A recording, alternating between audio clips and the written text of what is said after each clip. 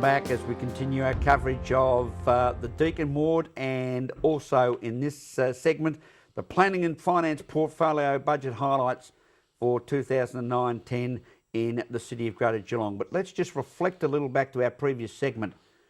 Councillor Andrew Katos was thinking of a particular activity up there at the Highton Reserve. What was it again now, Andrew? Auskick. Auskick, that's Auskick. Right. The great program of Auskick. You see them swarming all over Highton Reserve on a Friday night, and it's great to see the future champions of this great game of Australian rules football. Planning and Finance Portfolio. A huge portfolio, Andrew, and in one of the big first steps, the Lara Shopping Centre upgrade. A real terrific planning move as far as the outlying districts of Geelong is concerned. Yeah, the Lara is actually having a structure plan done at the moment, and what that structure plan has identified is that they want to expand the where the Lara Shopping Centre is there, that is actually to be expanded in its present site. So that's where that money is going to be spent there to do the feasibility of doing that. Now we start talking the big dollars, 46.4 million for infrastructure maintenance.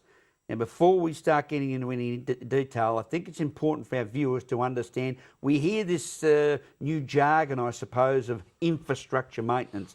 Let's get to painting a picture for our viewers. What is infrastructure maintenance? Well, infrastructure is something every ratepayer would use every day. You've got your roads, you've got footpaths, curb and channel. You might not use drainage every day, but when it rains, that's the drainage is there under the roads and in place. So it's one thing to put new roads and new infrastructure in place, but you've got to appreciate parts of the city are 150 years old, over 150 years old, and some of that infrastructure, it just has to be maintained. Otherwise, you'll have situations where the infrastructure could collapse.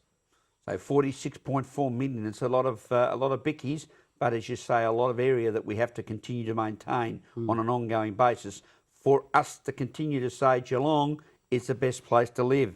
$80.2 million for capital programs.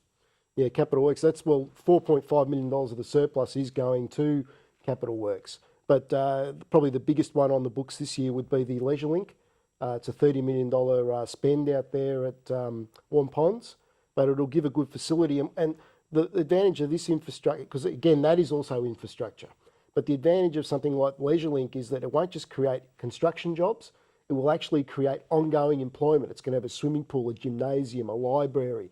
So you'll have additional employment that's created by that infrastructure. And it is a magnificent complex where the City of Greater Geelong, people are able to see on an ongoing basis in the corner of the Princess Highway and Pioneer Road out near the big Warnvale Shopping Centre, adjacent to the baseball centre. So it's becoming a real hub of activity, isn't it? Well, it's a growing area, and also that you've got to consider with Armstrong Creek online in the future, that will be an important sub-regional centre there at Warm Ponds. It already services Highton, Grovedale, Belmont, Warm Ponds. So that will be very important to have that facility in place there. You mentioned Armstrong Creek, further funding being made available for the Urban Growth Plan. Might like to explain that to our viewers. We're sort of at the stage now where we've actually got developers coming to us and they've got their master plans. So we're facilitating the development of Armstrong Creek by doing that. And we've actually got the Eastern Precinct has got master plans coming up. So when you look at Armstrong Creek, it's a massive area there. So you're looking at from the Torquay Road east towards Barwon Heads Road. That area is the first area that will be developed. All part of the significance of the planning and finance portfolio that Councillor Andrew Katos holds, and it's a big portfolio, Andrew. Well, it's actually two separate portfolios. I happen to have two, so sometimes people might think it's actually one portfolio, but it's actually the planning portfolio and the finance portfolio. So the left hand is planning, the right hand is finance. They go together, but two separate portfolios. And we haven't forgotten the drought recovery and climate change initiatives. And this is becoming a very, very important element of our future directions as far as climate change is concerned. $2.6 million has been allocated. Yeah, with the lack of water, you've probably seen initiatives like if you go around the city, you've seen those tree huggers, they're called. They're like the watering for the trees. So that's an initiative to save these trees, the important trees that the arborists have identified are in a poor state. So that's sort of some of the initiatives that are going on there.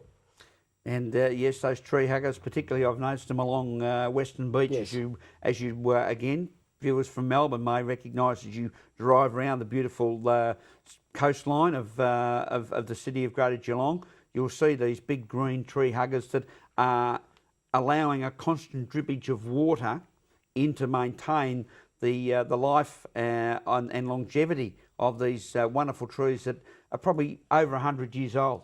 Yeah, a lot of them would be. You'd have, well, again, some of the trees like even Queen's Park, for example, which was originally intended actually to be the site of the Botanic Gardens. But some of the trees there and the waterfront, the Botanic Gardens, Eastern Park, they were planted when the city was first settled. So you've got some very significant trees there. And the advantage of this system is you can, when one's watered, you pick it up, fill it with the Class A recycled water, go to the next tree. It's all part of planning and good planning here in our city of Greater Geelong. The world of roads and footpaths. There's daily usage of ratepayers around our city of Greater Geelong, in any city around Victoria, but here in our city of Greater Geelong, a budget allocation of 64 million, budget provides for 64 kilometres of roads to be resurfaced and 10 kilometres of footpaths, the value of 13.5 million. It doesn't come cheap nowadays, does it? No, it doesn't. It's a very expensive process, the maintenance of roads, but you've also got to consider not every road in the city belongs to the city. So you've got Vic roads, and you've got the City of Greater Geelong roads. So we're responsible for the local roads, and it's a massive network of roads. And if you don't invest in this infrastructure, then what will happen is you just slowly get a deterioration in the roads and footpaths. And with the footpaths, again, it underlines the fact that the general community, we're seeing such a significant increase with the community use of footpaths, with a lot of people walking now for a good exercise. Yeah, and also if you look at the suburbs now, the way they're designed, the old style, in the 60s and 70s, they designed suburbs basically to be satellite and go to the centres. But the new way of thinking is, well, we should be able to have a bus stop or a shop within 800 metres of where you're walking and encourage people to walk. That's News Geelong for this evening. Remember, that Geelong is the best place to live. We thank Councillor Andrew Katos for his valuable time and hope that we can keep you up to date with all the initiatives and the surpluses that are happening in our great city of Geelong. Go Cats, as Rollo says. Until next week, bye for now.